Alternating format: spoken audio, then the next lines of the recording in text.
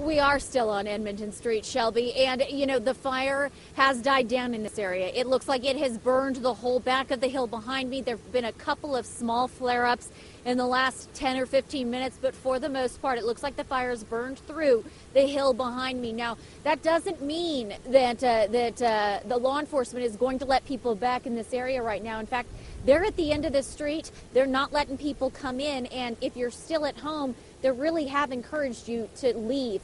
The neighborhood, for the most part, is dark, and for the most part, people have left. I've seen a few cars that have been stragglers, but for the most part, people have evacuated from this area, which is called the Rolling Hills area. It's right off of Mount Rose Highway.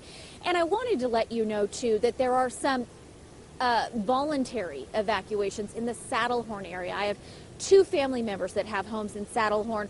One of those family members, their home is close to the highway on Mount Rose. They were voluntarily evacuated. They've been packing up over the past hour or so. Another family member has another home. They have not gotten any evacuation notices in Saddlehorn.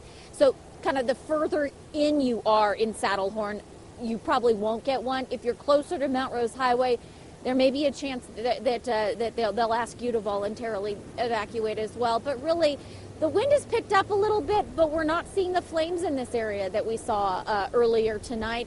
Like I said, it looks like the fire has kind of burned through this area, maybe done with this area. Let's cross our fingers and hope, because there is no more rain coming down right now. And we are seeing some gusts of wind. So with that, I'll send it back to you both in the studio.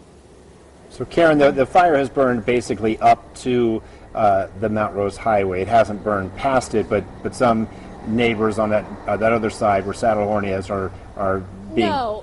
No, and in fact, that's why I was saying it's just a voluntary evacuation at this point. They did come through, knock on doors, and voluntarily evacuate people, but there are no mandatory evacuations through there, and no flames have crossed the highway over here in this area that I can tell.